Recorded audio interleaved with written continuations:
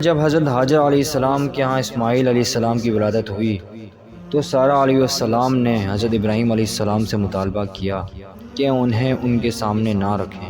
حضرت ابراہیم علیہ السلام نے حضرت حاجرہ علیہ السلام اور ان کے شیرخوار بیٹے اسماعیل علیہ السلام کو لے گئے اور انہیں بیت اللہ کے پاس زمزم سے اوپر کی طرف موجودہ مسجد کے بالائی حصے میں ایک بڑے درخت کے پاس ٹھہرا دیا۔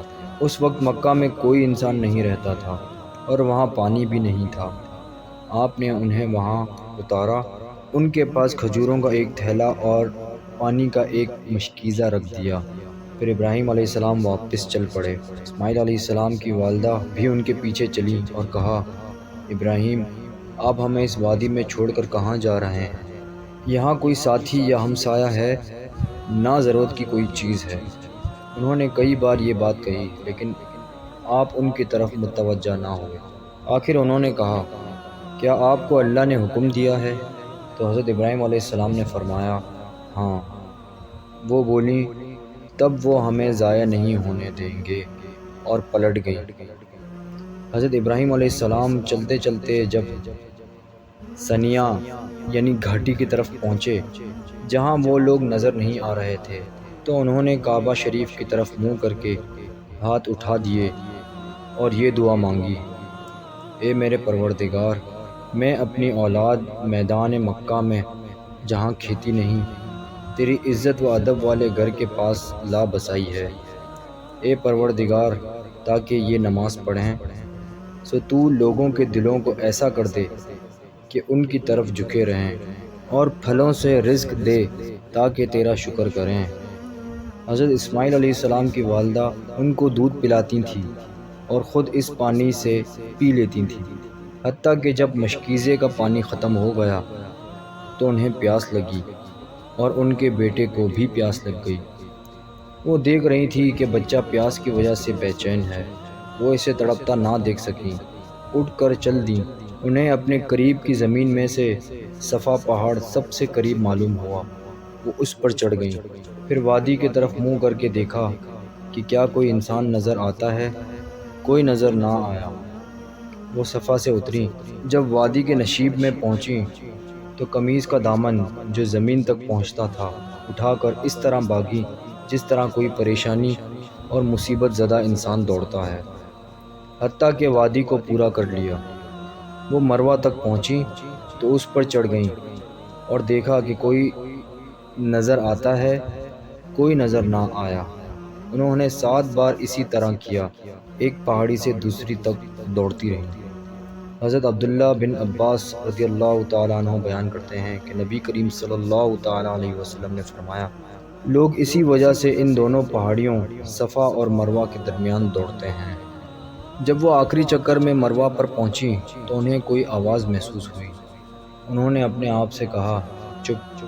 پھر غور سے سنا تو دوبارہ آواز سنائی دی۔ انہوں نے کہا، تو نے آواز سنا دی ہے، اگر تو مدد کر سکتا ہے تو ہماری مدد کر۔ اچانک انہوں نے دیکھا کہ زمزم کے مقام پر ایک فرشتہ کھڑا ہے۔ اس فرشتے نے اپنی ایڑی یا اپنے پر سے زمین کھودی تو پانی نکل آیا۔ آپ اسے حوض کی صورت دیکھنے لگیں اور اپنے ہاتھ سے اس طرح رکاوٹ بنانے لگیں اور چلو بھر بھر کے مشکیزے میں ڈالنے لگیں۔ ان کے چلو بھرنے کے بعد پانی پھر نکل آتا۔ حضرت عبداللہ بن عباس رضی اللہ تعالیٰ عنہ بیان کرتے ہیں کہ نبی کریم صلی اللہ تعالیٰ علیہ وسلم نے فرمایا، اللہ تعالیٰ حضرت اسماعیل علیہ السلام کی والدہ پر رحم نازل فرمائے اگر وہ زمزم کو بہنے دیتیں، یا فرمایا اگر وہ پانی سے چلو نہ بھرتیں تو وہ ایک بہتے ہوئے چشمے کی صورت اختیار کر لیتا۔ پھر حاجرہ علیہ السلام نے پانی پیا اور بچے کو دودھ پلایا۔ فرشتے نے ان سے کہا، آپ ہلاکت کا اندیشہ نہ کریں، یہاں اللہ کا گھر ہے جس کی تعمیر یہ بچہ اور اس کا والد دونوں مل کر کریں گے۔ اللہ تعالیٰ اپنے لوگوں کو ضائع نہیں ہونے دیتا۔ اس وقت بیت اللہ کی زمین ایک بلند ٹیلے کی صورت میں تھی۔ سیلاب کا پانی آتا تو دائیں بائیں سے گزر جاتا۔ اسی طرح وقت گزرتا رہا حتیٰ کہ وہاں سے بنو جرہم کا ایک قافلہ گزرا۔ وہ قدا کی طرف سے آئے اور مکہ کے نشیبی حصے میں ٹھہرے۔ انہیں ایک پرندہ منڈلاتا نظر آیا تو بولے، یہ پرندہ تو پانی پر منڈلایا کرتا ہے، ہم جب اس وادی سے گزرتے ہیں تو یہاں پانی نہیں ہوتا۔ انہوں نے 2 آدمی حقیقت معلوم کرنے کے لیے بھیجے تو انہیں پانی نظر آیا۔ انہوں نے جا کر پانی کی موجودگی کی اطلاع دی۔ وہ سب لوگ آ گئے۔ چشمہ زمزم کے پاس حضرت اسماعیل علیہ السلام کی والدہ موجود تھیں۔ ان لوگوں نے کہا کہ آپ ہمیں اجازت دیتی ہیں کہ ہم یہاں خیمہ زن ہو جائیں؟ انہوں نے فرمایا، جی ہاں اجازت ہے، لیکن اس چشمے کی ملکیت پر تمہارا کوئی حق نہیں ہوگا۔ انہوں نے کہا ٹھیک ہے۔ انہوں نے اپنے گھر والوں کو بھی وہاں بلایا، حتیٰ کہ وہاں کئی گھر بس گئے۔ تورات میں لکھا ہے کہ اللہ تعالیٰ نے حضرت ابراہیم علیہ السلام کو حکم دیا کہ اپنے بیٹے اسماعیل کا ختنہ کریں، اور ان کے پاس جو غلام اور دوسرے افراد ہیں ان کا بھی ختنہ کریں۔ آپ نے حکم کی تعمیل کی۔ اس وقت آپ کی عمر 99 سال تھی۔ اس طرح اس وقت حضرت اسماعیل علیہ السلام کی عمر 13 سال بنتی ہے۔ آپ نے اپنے اہل خانہ کے بارے میں اللہ تعالیٰ کے حکم کی تعمیل کی۔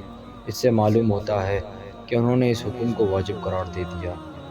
اس لیے علماء کا یہ قول ہے، صحیح ہے کہ مردوں پر ختنہ واجب ہے۔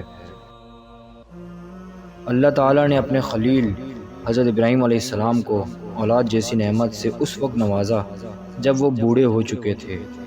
ان کی بیوی بانجھ ہوئی، اس لیے جب فرشتے یہ خوشخبری لے کر حاضر ہوئے تو انہیں خوشی کے ساتھ ساتھ زبردست تعجب بھی ہوا۔ قرآن کریم میں آتا ہے، اور ہمارے فرشتے ابراہیم کے پاس بشارت لے کر آئے تو سلام کہا، انہوں نے بھی جواب میں سلام کہا۔ ابھی تھوڑی دیر ہی ٹھہرے تھے کہ ابراہیم علیہ السلام ایک بنا ہوا بچڑا لے آئے۔ جب دیکھا کہ ان کے ہاتھ کھانے کی طرف نہیں جاتے، یعنی وہ کھانا نہیں کھاتے، تو ان کو اجنبی سمجھ کر دل میں خوف کیا۔ تو فرشتوں نے کہا کہ خوف نہ کیجیے، ہم قوم لوط کی طرف ان کو ہلاک کرنے کے لیے بھیجے گئے ہیں۔ اور ابراہیم علیہ السلام کی بیوی جو پاس کھڑی تھیں، حضرت سارہ علیہ السلام، ہنس پڑیں تو ہم نے اس کو اسحاق کی اور اسحاق کے بعد یعقوب کی، یعنی اسحاق کے بیٹے یعقوب کی خوشخبری دی۔ اس وقت حضرت سارہ علیہ السلام نے کہا، ہائے میری کم بختی، میرے ہاں بچہ ہوگا؟ میں تو بڑھیا ہوں اور میرے میاں بھی بوڑھے ہیں، یہ تو بڑی عجیب بات ہے۔ انہوں نے کہا کہ اللہ تعالیٰ کی قدرت پر تم تعجب کرتی ہو؟ اے اہل بیت، تم پر اللہ تعالیٰ کی رحمت اور اس کی برکتیں ہوں۔